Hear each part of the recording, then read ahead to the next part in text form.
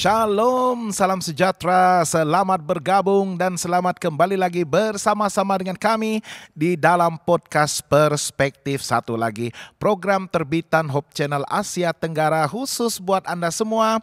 Program yang akan membicarakan, berdiskusi tentang isu-isu semasa, perkara-perkara yang berkaitan dengan community dan begitu juga kerohanian. Ya, mungkin Anda yang tertanya-tanya tentang sesuatu isu yang mungkin melibatkan pergumulan secara pribadi dalam komuniti ataupun pergumulan rohani Anda.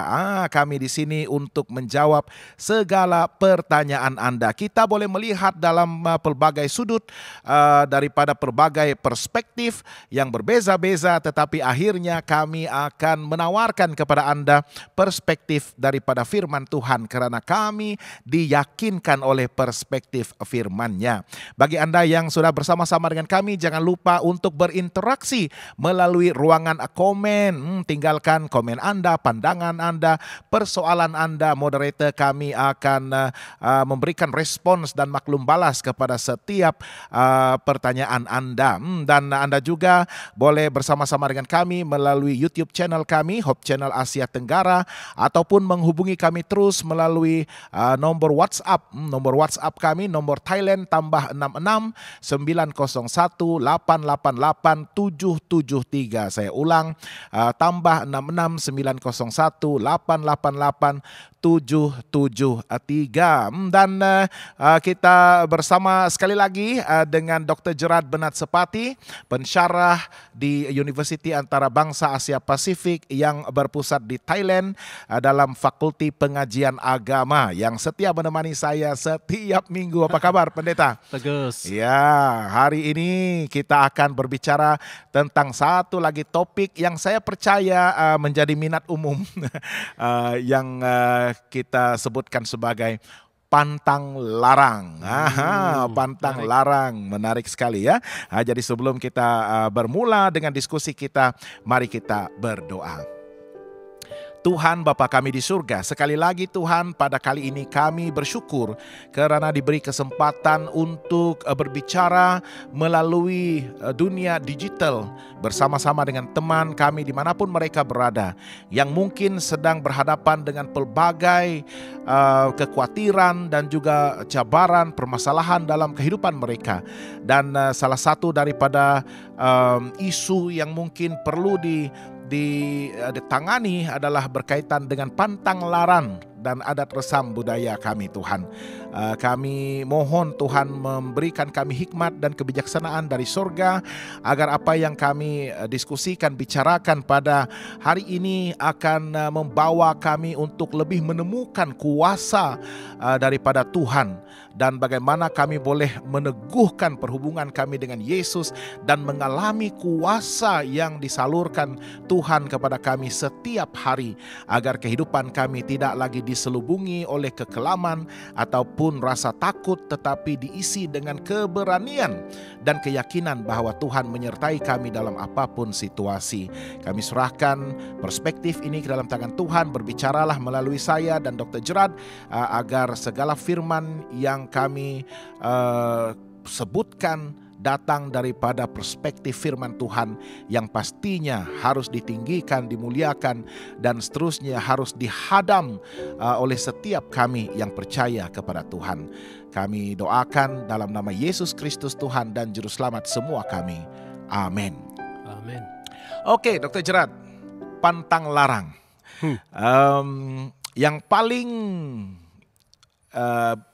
yang saya rasa akan terus diperingatkan dari masa ke semasa oleh orang-orang tua kita, ya. Banyak, tapi yang satu ini yang sentiasa menyebabkan saya rasa serba salah. Kalau kita berkunjung ataupun mungkin di dalam rumah ya, untuk bergegas ke sesuatu tempat dan makanan sudah dihidangkan di atas meja. Dan orang tua akan mengatakan, jangan keluar dulu lah, kalaupun keluar ambillah sedikit ya, secubit nasi, makan sedikit lah ya, supaya kamu tidak kempunan di jalan ya. Dan ini sangat berat ya, karena dia punya kesan, dia punya akibat itu sehingga boleh mengakibatkan kemalangan dan sebagainya ya. Jadi ini adalah antara satu yang saya rasa we all grow up with ya, dengan ini. Dan banyak lagi ya. Kalau dulu-dulu kita diajarkan kalau ada pelangi, jangan kita menunding jari kepada pelangi itu, nanti jari kita akan membengkok ya, dan sebagainya. So saya percaya dalam setiap budaya, setiap kaum dia ada pantang larang tertentu. Kenapa pantang larang ini sebenarnya dicipta ataupun ya disenaraikan ya untuk diajarkan turun temurun? Saya pikir kalau kita lihat dari sudut pendidikan kanak-kanak, secara mendidik mereka bagaimana untuk menjadi seorang yang menurut ataupun bermoral, berakhlak. Saya pikir mereka meletakkan peraturan-peraturan tertentu yang dalam bentuk pantang larang ini. Nah, di sanalah saya pikir anak-anak itu dididik supaya tidak melanggar itu, tidak melanggar ini, dan menjadikan suasana di mana ada individu yang sudah dewasa dan ada kanak-kanak yang masih kecil itu hidup dalam keadaan yang harmoni, tidak melanggar orang tua ataupun tidak menunjukkan kebiadaban di hadapan orang tua barangkali. Dan satu lagi saya pikir pada zaman dahulu ini kita juga hidup, ini sebelum masuknya agama barangkali, kita juga hidup dalam suasana yang dikawal oleh roh-roh tertentu. Kuasa-kuasa tertentu. Contohnya ada kuasa di hutan ataupun ada kuasa di sungai yang tidak boleh dilanggar ataupun tidak boleh disinggung. Jadi sanalah kita diajar untuk pantang larang supaya dalam setiap tempat-tempat tersebut, dalam setiap tindakan itu dipagari dengan pantang larang supaya kita tidak melewatinya, melepasi batas yang dan dibenarkan, membawa kemudaratan kepada individu itu maupun kepada keluarganya. Saya pikir ini juga salah satu daripada sebab-sebab kenapa pantang larang itu diadakan pada zaman nenek moyang kita dahulu. Tidak ada satu sistem yang mungkin kita lihat lebih modern sekarang, ataupun yang berpandukan kepada sesuatu yang ada rujukan khusus, rujukan yang formal seperti buku-buku kitab ajaran-ajaran agama yang datang kemudian. Ya, jadi itu merupakan satu sistem yang diwujudkan oleh nenek moyang kita untuk memelihara kerukunan dan juga kehidupan, how we relate, bagaimana kita berhubung dengan sesama sendiri dan bagaimana kita berhubungan dengan dunia alam. Dr. Gerard ada sebutkan bahkan dalam hutan itu, alam hutan, alam sungai, alam udara dan sebagainya. Dan ini yang sebenarnya govern ya, yang menjadi penguasa kepada kehidupan kita yang confine, yang dilingkungi oleh alam dan kuasa-kuasa roh sebegini. Dan kalau kita lihat kepada kuasa-kuasa roh ini, kita lihat bukan saja mungkin di Asia Tenggara tetapi juga di kawasan timur ini terutamanya, walaupun di kawasan Asia lain juga ada. Ada yang dipanggil kuasa ataupun roh, penunggu ataupun apapun yang kita panggil itu, yang dipanggil berkuasa terhadap alam. Kemudian ada lagi yang dipanggil sebagai kalau di Jepun itu dipanggil kami, ataupun dewa ataupun Tuhan yang merangkumi satu kawasan ataupun satu fenomena alam dan sebagainya. Dan satu lagi yang kita panggil sebagai the ancestor spirit ataupun nenek moyang kita, nenek moyang. Dan inilah yang biasanya akan mengawal bagaimana pantang larang itu dinyatakan kepada community tersebut. Jadi masih lagi dalam konteks yang masih lagi dalam lingkungan animism ya, ataupun percaya kepada kuasa-kuasa roh ini, kita melihat bagaimana mereka begitu yakin ya bahwa ada kuasa luar yang harus mereka puja, yang harus mereka turuti dengan begitu teliti ya. Dan pantang larang ini sebenarnya begitu spesifik, begitu teliti. Kalau kita boleh senaraikan mungkin ratusan, ribuan senarainya ya. Dalam hutan sahaja sudah banyak ya. Jangan berbuat bising, jangan memotong pohon yang yang masih hidup dan sebagainya. Ada saja pohon-pohon tertentu yang tidak boleh ya, tidak boleh dipotong, ditebang dan sebagainya. Tetapi ya kalau kita lihat bagaimana pengaruh kepercayaan dan adat resam itu sendiri mengawal kehidupan secara community, dan itu sebenarnya suatu yang positif ya kalau kita lihat pada masa dahulu. Ya, memang satu yang positif sebab dia boleh membawa anak yang kecil itu yang tidak memahaminya untuk paham bagaimana untuk hidup di dalam di antara orang-orang dewasa. Konteks itu ya. Dan bagaimana mereka begitu menekankan kepada kuasa roh. Ya, jadi kita ada kuasa yang lebih besar, yang melihat dan memelihara, dan juga yang boleh mendatangkan laknat ataupun tulah dan hukuman kepada kita yang melanggar itu. Ya, jadi dalam konteks keagamaan kepada alam dan juga roh itu, dia sesuatu yang sebenarnya membantu bukan saja dari segi pendidikan, tetapi memelihara gaya hidup ya, dan pada masa itu. Ya, dalam konteks animistik ya seperti itu. Bagaimanapun juga ya, kalau kita dilihat daripada sudut yang di sebaliknya, kita tidak terlalu bebas untuk melakukan hal-hal yang lebih membawa faedah, sebab selalunya walaupun itu membawa faedah tetapi disebabkan tidak cukup ritualnya untuk itu, lalu kita tidak dapat melakukan walaupun itu membawa faedah. Jadi disinilah yang on the one hand dia mengawal, dalam sudut pandang yang lain lagi dia mengongkong yang sehingga kan mereka tidak bebas untuk melakukan hal-hal yang lebih berfaedah. Tetapi kita juga memahami bahwa dalam konteks masyarakat kuno ini, mereka tinggal dalam satu rumpun yang begitu dekat. Contohnya bagi masyarakat Dayak yang tinggal di rumah panjang itu ya, jadi itulah sahaja community mereka di sana yang harus dipelihara, dan mereka tidak ada kemampuan untuk keluar daripada kalangan mereka ya, karena masa itu transportation, menggunakan air, berjalan kaki dan sebagainya. So di sana-sana sahajalah. Nah, itu sebabnya sangat penting untuk mereka memelihara kerukunan ini dan membenarkan mereka untuk percaya bahwa kuasa alam itulah yang melindungi mereka, ya, melindungi mereka. Saya masih ingat lagi satu, kalau ada dengar bunyi burung yang pelik itu sebelah awal pagi, ya itu menandakan ada yang akan mati di kampung itu. Ataupun kamu berjalan keluar, pergi ke kebun dan terjumpa ular melintas jalan, baliklah cepat.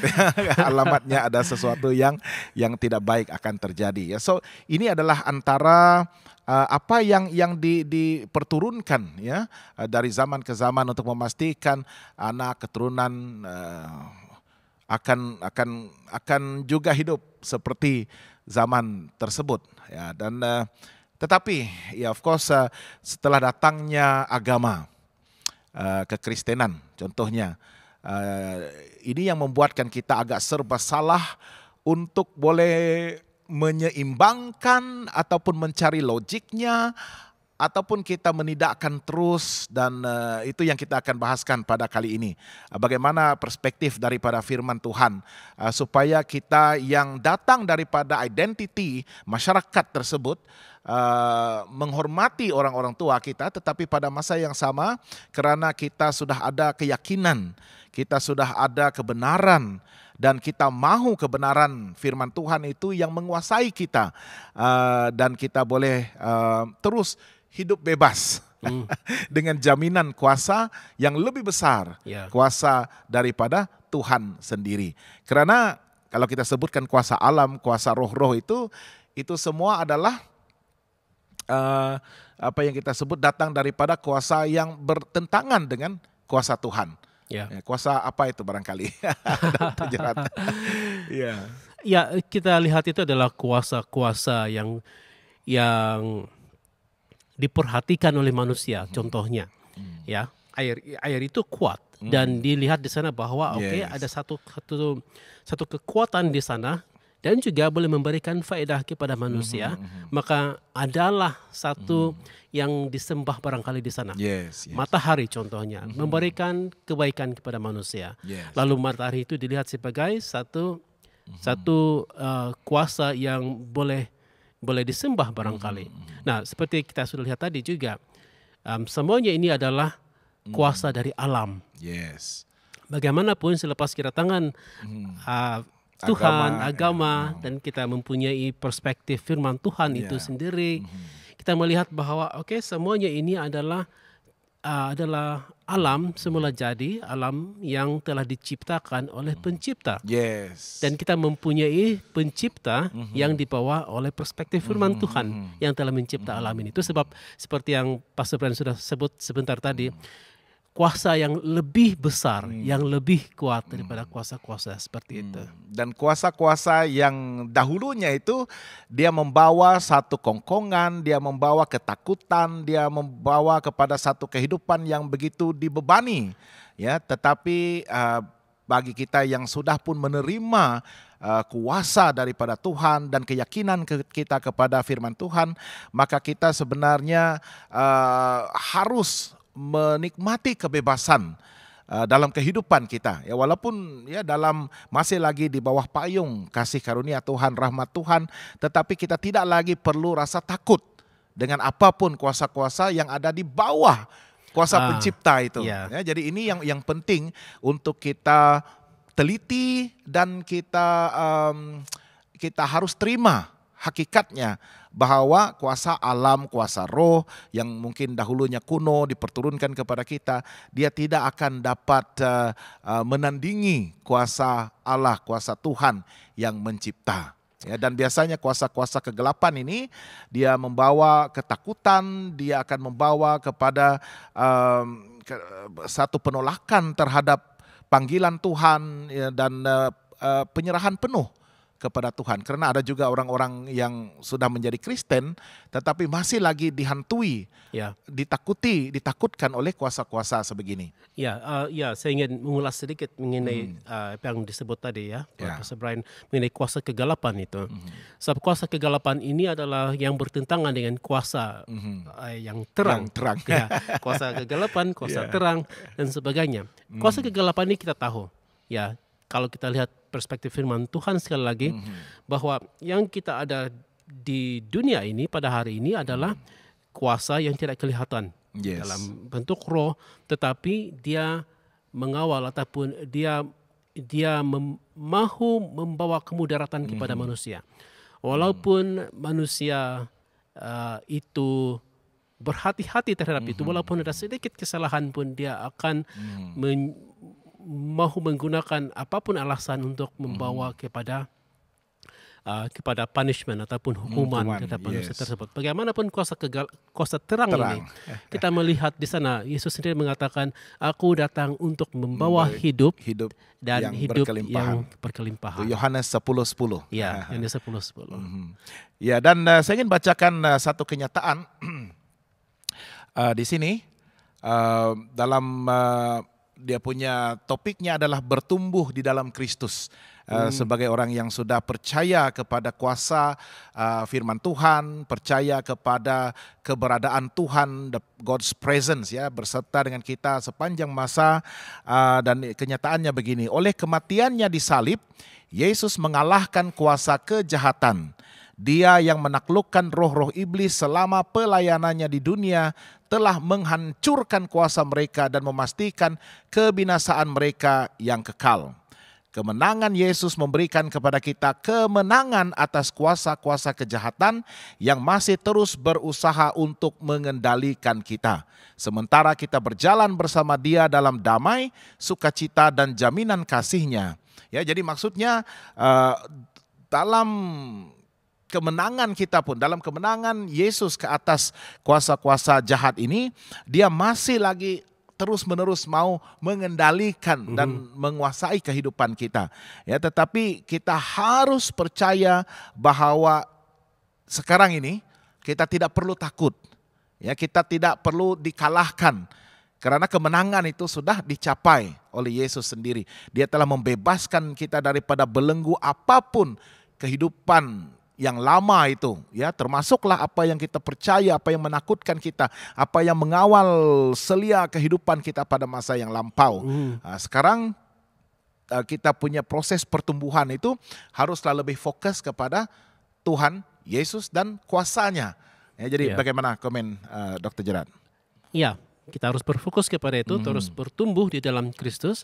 Sebab kalau kita lihat kepada siapa kita setia, kita sama ada setia kepada kuasa Tuhan Kristus, kuasa terang itu, ataupun kuasa kegelapan. Nah, kuasa kegelapan ini dia boleh dalam pelbagai bentuk, sama ada itu secara langsung menyembah iblis.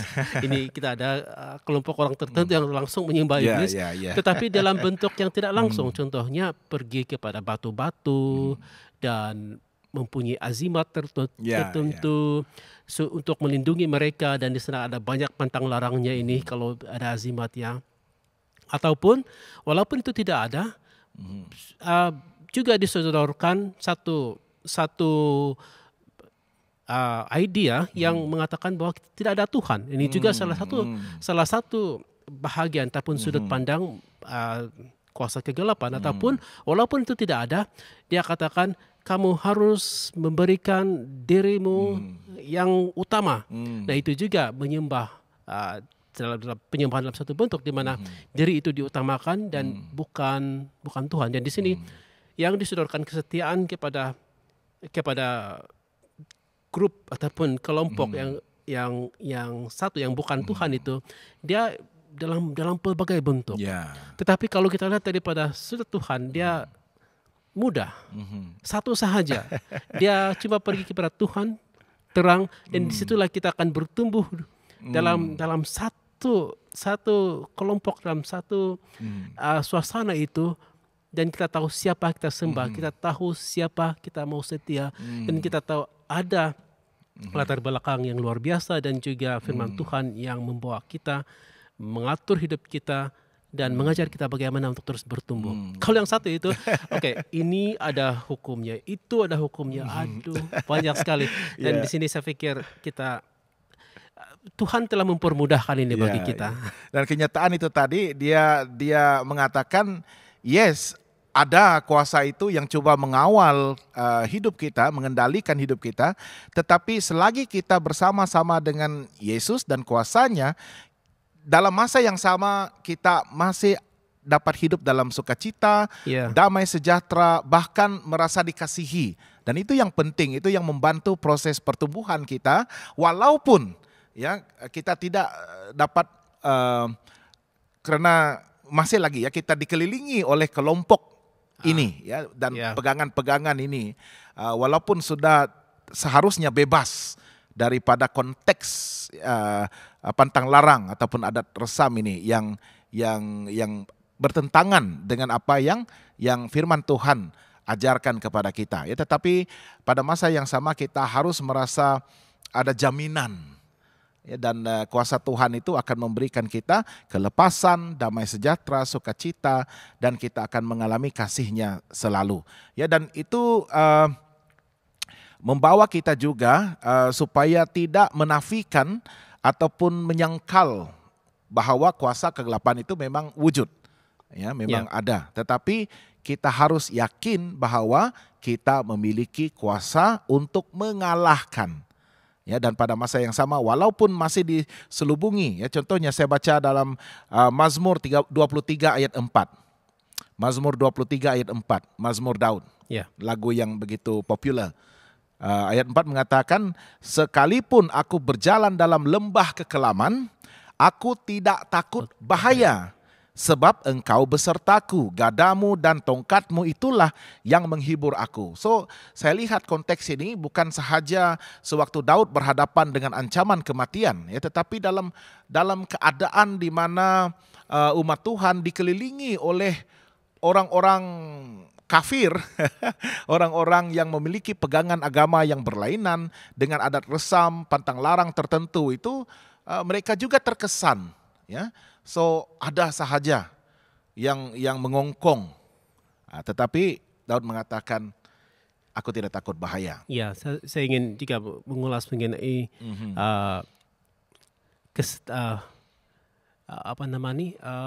keyakinan dia, keyakinan terhadap kuasa ini, keyakinan terhadap kuasa yang boleh membebaskan, yang boleh menyelamatkan, yang boleh melindungi kita daripada semua bahaya ataupun hal-hal yang didatangkan oleh kuasa-kuasa kegelapan.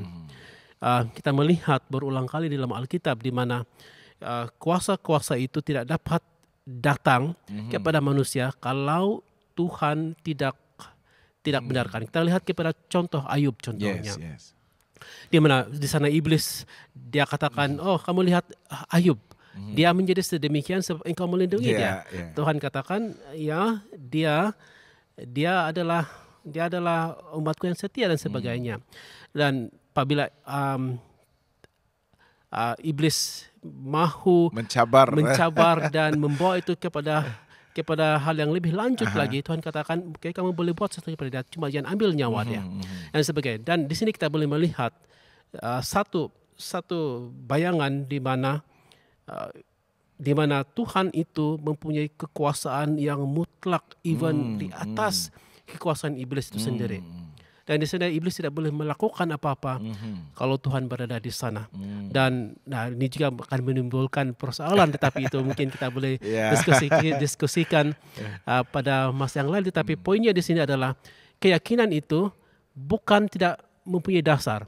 Keyakinan itu ada dasarnya dan punya dasar yang kukuh bahwa Tuhan boleh melindungi kita daripada kuasa kegelapan ini. Walaupun sehebat manapun itu, sebesar manapun itu mungkin diangkat-angkat ataupun dijunjung-junjung oleh orang-orang yang mempunyai fahaman mengenai kuasa ilmu gaib dan sebagainya. Saya harus berhati-hati di sini. Kuasa Tuhan yang kita katakan, kita yakin itu ada dasar kita untuk mempunyai iman terhadap ini, sebab inilah yang sangat-sangat berkuasa. Dan keyakinan inilah sebenarnya akan mendorong kita dan meyakinkan kita untuk mendapatkan satu kehidupan yang lebih baik, yang lebih tidak lagi diselubungi oleh ketakutan. Ya, walaupun kita berjalan dalam lembah kekelaman itu, kita tidak takut bahaya karena Tuhan beserta dengan kita. Dan satu lagi nyanyian saya suka kutip dalam buku Mazmur 77 ayat 11 dan 12. Mazmur 77 ayat 11 dan 12 dalam terjemahan baru ayat 12 dan 13 ya. Aku hendak mengingat perbuatan-perbuatan Tuhan, ya aku hendak mengingat keajaiban-keajaiban-Mu dari zaman purbakala. Aku hendak menyebut-nyebut segala pekerjaan-Mu dan merenungkan perbuatan-perbuatan-Mu. So, tumpuan kita adalah kepada apa yang Tuhan telah lakukan untuk membebaskan dan memberkati serta melimpahi kehidupan kita dengan segala yang kita perlukan. Ya, jadi jangan kita masih lagi menumpu kepada perkara-perkara yang lama, yang masih lagi mengongkong kita. Ya, ada kebaikan, kita sudah sebut kebaikannya tadi, tetapi kalau kita sudah melihat daripada perspektif Tuhan, daripada firman Tuhan dan yakin kepada kuasa pencipta ini, maka kita seharusnya boleh menumpu dan merenungkan kepada keajaiban Tuhan. Amen. Ya, jangan fokus kepada kekalahan di masa lampau, ya, dan jangan lagi terus-menerus bersandar kepada sesuatu yang menakut-nakutkan dan mengongkong hidup kita, ya. dan saya tidak membandingkan karena kita sudah berada di dunia yang modern, yang bahkan postmodern ya, dunia digital, maka kita tidak menghormati kita punya budaya ya, tetapi selagi budaya itu tidak bercanggah, tidak menentang firman Tuhan, kita masih menghormati. Ya, sebab kita mempunyai nilai-nilai murni Correct, di yang dalam baik budaya kita. Ya, seperti yang sudah disentuh tadi, kita tidak mau menjadi angkuh sombong dalam hal-hal seperti ini, sebab kita melihat bagaimana nilai murni itu membawa kita kepada satu gaya hidup yang menghormati orang tua pada hari ini. Dan tetapi seperti juga sudah dikatakan, apabila di sebalik daripada tindakan ataupun perbuatan ataupun patang larang itu yang menjurus kita kepada lebih mengangkat kuasa gelap daripada kuasa terang, maka kita harus berhati-hati untuk menilainya. Ya, dan saya tekankan sekali lagi kebebasan. Ya, hidup dalam Kristus ini dia harus bebas, maksudnya bebas, lepas daripada apapun kerisauan dan juga kekhawatiran, bebanan akibat daripada kepercayaan lama kita. Dan sekarang ini kita harus menikmati kehidupan yang jauh lebih berbeza. Dan itu yang akan membenarkan dan membantukan kita untuk bertumbuh ya. Satu lagi ayat yang saya mau bacakan di dalam Efesus pasal yang kelima ayat 19 dan 20. Efesus pasal yang kelima ayat 19 dan 20. Dan berkata-katalah seorang kepada yang lain dalam mazmur, kidung, puji-pujian dan nyanyian rohani. Bernyanyi dan bersoraklah bagi Tuhan dengan segenap hati. Ucaplah syukur senantiasa atas segala sesuatu dalam nama Tuhan kita Yesus Kristus kepada Allah dan Bapa kita. So ini merupakan antara activity yang kita boleh lakukan sementara kita masih lagi ada potensi untuk cenderung kepada mungkin pegangan-pegangan lama itu, tetapi dalam proses pertumbuhan kita dalam Kristus itu, firman Tuhan itu harus menjadi gaya hidup, nyanyian, pujian, kesyukuran. Ya, dalam apapun situasi kita harus menjunjung firman Tuhan itu, dan itu akan membantu kita untuk lebih yakin dalam kebenaran yang kita telah terima ini. Ya, dan seterusnya dalam firman Tuhan itu juga kita juga terus bertumbuh dalam keyakinan dan dalam hubungan kita dengan Kristus yang Tuhan Yesus. Dan itu juga dia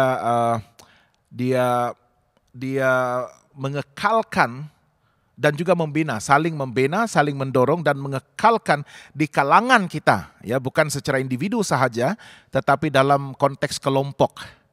Orang-orang yang sudah percaya ini, mereka harus memberikan kata-kata semangat, kata-kata dorongan, menyanyi pujian bersama-sama, membaca firman Tuhan bersama-sama, dan saling mendorong. Maksudnya dalam konteks community kita pun, saya percaya itu cara untuk kita berpindah.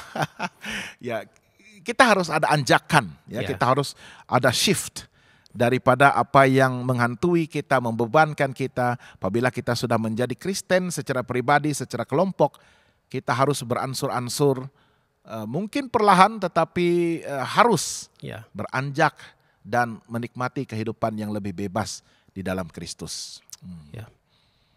Jadi Dr. Gerard, ada kata-kata terakhir sebelum kita tutup episode kita pada kali ini. Mungkin ada pantang larang yang mau dikongsikan ataupun nasihat kepada khususnya orang-orang muda lah, ya, karena orang-orang muda pada masa ini mereka berada dalam dilema. Mereka menghadap satu teknologi, kecanggihan dan seterusnya, what goes beyond, bahkan kekristenan pun mengalami cabaran berhadapan dengan orang-orang muda, ya. Dan pada masa yang sama identity, reflection, pantulan terhadap budaya dan kaum ya yang mereka harus pelihara dan kekalkan. So macam mana kita boleh nasihati orang-orang muda kita? Ya, teruskan saya pikir untuk merendahkan hati, merendahkan diri, being humble, supaya kita boleh mempelajari yang positif daripada persekitaran kita. Tapi pada masa yang sama juga kita mengetahui atas dasar nama siapa kita ini hidup. Amen. Kita adalah Kristen, maka kita harus hidup di dalam Kristus dan mengetahui hubungan itu dengan siapa kita harus berhubungan, yaitu kepada Kristus, yaitu terang. Ya, amin. Ya, dan daripada saya, kekalkan menghormati orang-orang tua kita dan budaya yang baik, adat resam yang kita pelihara, itu identiti kita, menunjukkan bangsa, budaya. Tetapi kita percaya Injil itu merangkul semua. Ya, Injil itu harus merangkul semua, kepada semua bangsa, bahasa, suku, kaum, semuanya harus dirangkul oleh Injil Tuhan. Dan apabila Injil Tuhan, kuasa Tuhan sudah merangkul semua bangsa, suku, kaum, bahasa, dan budaya ini, maka kita akan menumpu kepada proses pertumbuhan di dalam Kristus, ya. Amen. Apa yang harmoni dengan firman Tuhan kita kekalkan, ya. Tetapi apa yang sudah tidak sehaluan, yang menentang kuasa Sang Pencipta itu, maka kita berilah, benarkanlah untuk dikeluarkan ataupun ditinggalkan. Ya, mungkin memerlukan waktu, tetapi itu harus. Itu harus. Oke, kita sudah sampai ke penghujung program podcast kita pada hari ini, membicarakan tentang pantang larang. Ya, pantang larang. Bagi Anda yang masih lagi mau berhubungan dengan kami ataupun meninggalkan komen pandangan Anda dalam ruangan Sembang live chat kita, hantarkan kepada WhatsApp. Sekiranya mau berhubungan terus melalui WhatsApp, nombornya tambah 66 901 888 773, dan Anda juga boleh menghubungi kami melalui saluran ataupun channel YouTube kami, YouTube Hope Channel Asia Tenggara. Sebelum kita berpisah, Dr. Gerard boleh layangkan doa untuk menutup, mengakhiri perbincangan kita. Mari kita berdoa bersama. Bapa di surga, terima kasih atas segala ajaran dan bimbingan Tuhan kepada kami melalui orang tua kami, melalui peraturan-peraturan yang telah mengatur hidup kami, sehinggalah kami dapat bertumbuh dan menjadi anak-anak dan juga anggota community yang boleh menjadi berkat kepada orang lain. Terima kasih ya Tuhan, sebab semuanya ini didasarkan atas prinsip firman Tuhan yang telah mengubah kami dan juga yang telah memperbaharui kami.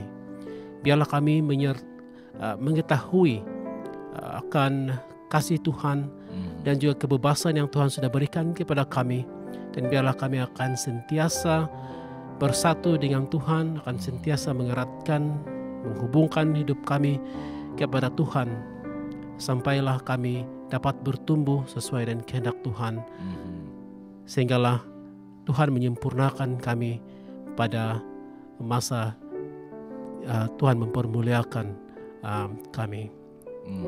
Terima kasih ya Tuhan, sebab Engkau sudah mendengar doa kami sertai para pendengar.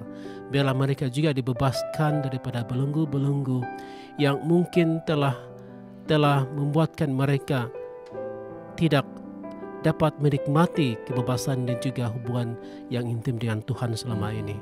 Biarlah mereka menikmati, seterusnya disebabkan Roh Tuhan sudah membebaskan mereka. Terima kasih sebab kami mengetahui Tuhan mendengar doa ini, mengetahui sebab Tuhan adalah Bapa kami yang menginginkan yang terbaik bagi kami. Kami persembahkan doa ini di dalam nama Yesus. Amin. Amin. Terima kasih bagi Anda semua yang telah pun setia bersama-sama dengan kami daripada awal rancangan sehinggalah kepada saat ini, di mana kita akan berpisah sementara, tetapi akan terus bertemu lagi pada minggu yang berikutnya. Terima kasih daripada kami Hope Channel Asia Tenggara, daripada podcast perspektif kita, melihat daripada perspektif berbeza, kami yakin perspektif firman-Nya. Semoga Anda diberkati.